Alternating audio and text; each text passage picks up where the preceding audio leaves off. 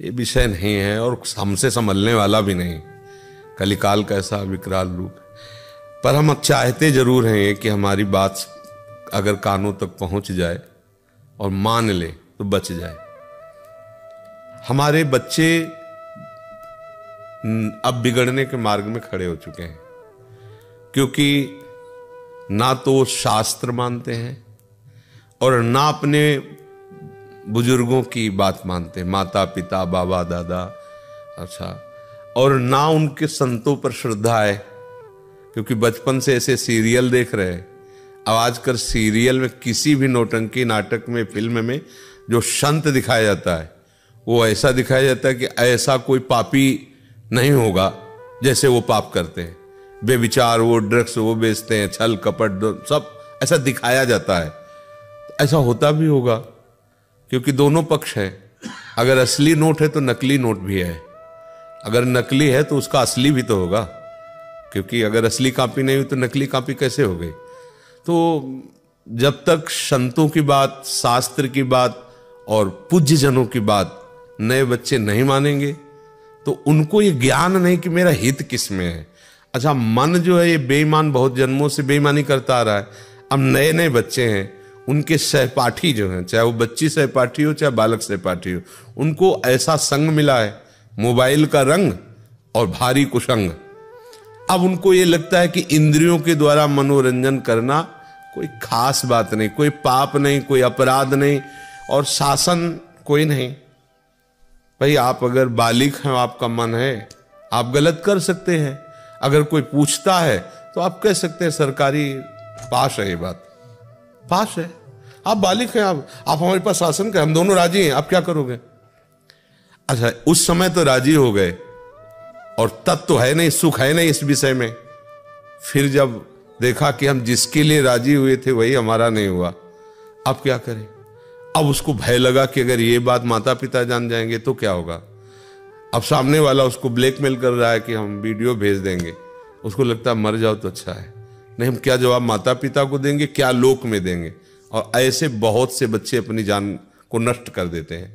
उनका विवेक है नहीं, ज्ञान जागृत नहीं है और गलती हो गई है और वो सामने वाला उसकी गलती को प्रकाशित करने की धमकी देकर उसका प्रयोग कर रहा है, बहुत बुरी तरह प्रयोग कर रहा है। कई लोग प्रयोग कर रहे हैं।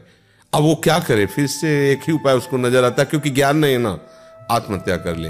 या वो विरोध पे उतरी तो काट के फेंक दिया, जला दिया, मार दिया। अब कैसे समझाएं बच्चों को कि आप अपने माता पिता के अनुशासन में रहिए, तो कहेंगे कि स्वतंत्रता छीनी जाती है।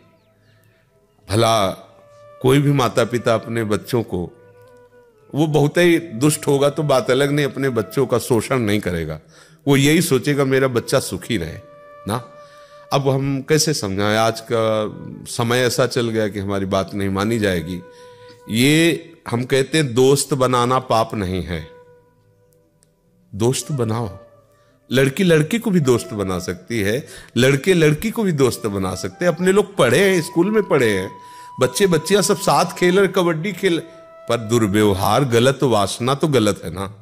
भाई मित्रता कर लो, लेकिन मित्रता का परिणाम ये थोड़ी कि आप अपने धर्म को भूल जाओ, अपने कर्तव्य को भूल जाओ। आपका शरीर माता पिता के अनुशासन में है, आप उसको भी भूल जाओ, मनमानी स्वेच्छाचार करो, तो अब आपको पता नहीं कि सामने वाला कितना कपट रखकर आपको फंसा रहा है। ये और बढ़ेगा जब तक आप हमारी बात को समझेंगे नहीं, शास्त्र की बात को नहीं समझेंगे, अपने बुजुर्ग माता पिता की बात नहीं समझेंगे। इनसे गलत नहीं होगा। बच्चों को जब माता पिता डांटते हैं तो उनको लगता है हमारे दुश्मन है, नहीं, यही बात है, यही गलती है। अब माता पिता भी क्या करें, तुम्हारे सुख के लिए तुम्हें पैसा दे दिया, तुम्हें अच्छी जगह पढ़ा लिखा रहे, लेकिन आप अपने कर्तव्य बिगाड़ लो। छोटे छोटे बच्चे हैं, मदिरा पीते हैं, शराब पीते हैं, छोटे छोटे बच्चे हैं, गंदे आचरण करते हैं। कैसे, मतलब कैसा जीवन होगा, मरा हुआ जीवन, किस तरह का जीवन रहेगा। अब ये बातें अभी कहें तो कहेंगे तो पुराने जमाने के बाबा जी हैं ना, आज के नए समय को ये लोग क्या जाने, यही पुरानी वो पीटते रहते हैं कि माता पिता की मानो, धर्म मानो, ये मानो। वो तो ऐसे विरोध करेंगे ना बच्चे ना, वो सब। पर धर्मो रक्षति रक्षिता, यदि आप धर्म की रक्षा करोगे तो धर्म आपकी रक्षा कर लेगा। तो देखो छोटे छोटे बच्चे अपनी जान दे रहे हैं। बहुत मतलब ये कुछ खुल जाता है, कुछ नहीं खुलता, बहुत ऐसा होता है। और ये तब तक नहीं सुधरेगा जब तक हम स्वयं नहीं सुधरेंगे। हमें चाहिए कि शास्त्र स्वाध्याय करना चाहिए, संतों की बातें पढ़, जैसे भाई जी हनुमान प्रसाद पोद्दार जी, पूज्य राधा बाबा, बड़े बड़े महापुरुष हैं, छोटी छोटी पत्रिकाएं हैं उनकी, छोटी छोटी पुस्तिकाएं हैं, उनका स्वाध्याय करो, कल्याण मंगा लो, उसको पढ़, तुम्हें पता तो चलेगा कि तुम्हारा कर्तव्य क्या है। हम कह रहे भगवत प्राप्ति, भजन करना छोड़ो, कम से कम जीना तो सीख लो, कैसे जीना है। अब जो छोटे छोटे बच्चे हस्त मैथुन करने लगे, तो अभी मतलब वो अवस्था जिसमें चड्ढी और बनियान पहने गांव में खेलते थे, 12, 13, 14 वर्ष तक तो पता नहीं होता था कि पुरुष क्या है स्त्री क्या है। गांव में कबड्डी खेल रहे, खेल खेल रहे, अब ऐसे कोई मतलब निर्विकार है, मुंह तो देखा है ना। अब अभी बच्चा है, वो 13 में पहुंचा है और ऐसे आचरण कर रहा है, आंखें धस रही हैं, खड़े होने में चक्कर आ रहा है और लघु शंका में वीर शक्ति जा रही। अब बताओ कैसे सुधार होगा? अब ये क्या बनेंगे? गृहस्थ बनेंगे, विरक्त बनेंगे, क्या बने? कुछ नहीं, केवल जीवन का नाश कर दिया। अब चाहे जितना खाए पिए, नहीं बनने वाला शरीर, शरीर ही नहीं बनेगा तो उत्साह नहीं बनेगा, उत्साह नहीं होगा तो ना तो गृहस्थी लायक रह गया। अब कैसे बच्चों को समझाए? अगर उनको समझाने की चेष्टा करो तो उनके अंदर ये विरोध वृत्ति आती कि तो बाबा लोग हैं, वो लिखी पड़ी बातें बोलते रहते हैं, आज के समय में थोड़ी है। तो आज का समय आपको कहां ले जा रहा है ये तो भी देख लो ना। अगर माता पिता के द्वारा सम्मानित होकर के भगवद आराधन, देवी देवताओं की पूजा, वेद मंत्रों का उच्चारण करते हुए ब्याह होता था तो लड़की आजीवन दुख सुख झेलकर अपने पति का पोषण, परिवार का पोषण, एक सदगृहस्थ होती थी। ऐसा देखो ना पुराने समय के, देखो घर परिवारों में ऐसा लड़ाई झगड़ा भी हुआ तो थोड़ा बारा कष्ट सहकर एक दूसरे का पोषण करते हुए फिर ऐसे पर। अब यहाँ आज जरा सा मन के वो पूछ लिया कि तुम कहाँ गई थी इतने समय तक, तो पेपर रखा है तलाक का, तलाक कर दीजिए। आप हमसे पूछ नहीं सकते, हमारा जीवन स्वतंत्र, तलाक कर दीजिए। या उस पुरुष से पूछा कि आप कहाँ थे? आदि दोनों मित्र हो, दोनों का अधिकार एक दूसरे के जीवन पर, दोनों एक दूसरे के विषय में बात कर सकते हैं। खत्म, वो अपनी बैग उठाए अपना चल दिए, वैसे क्या है जीवन। तो हमें लगता है अब इस विषय में हम लोग बोले भी तो क्या बोले, कोई समझने वाला नहीं। क्यों? आपका भोजन ठीक नहीं है, आपका संग ठीक नहीं है, आपके अंदर कोई भागवतिक साधना नहीं, तो आप हमारी बात कैसे समझ पाओगे? आपको सब बकवास लगेगा ना, क्योंकि आप जिस जीवन में जी रहे हैं वो ये जीवन बिल्कुल विपरीत पड़ेगा। आप धर्म से चलो, आप शास्त्र सम्मत चलो, कोई मानने के लिए तैयार नहीं। ले इस विषय में क्या कहें। पर हम फिर भी प्रार्थना करेंगे नए बच्चों को कि कोई भी बात ऐसी ना रखी जाए अपने जीवन में जो ऐसी स्थिति ले आवे कि हमको मार दे।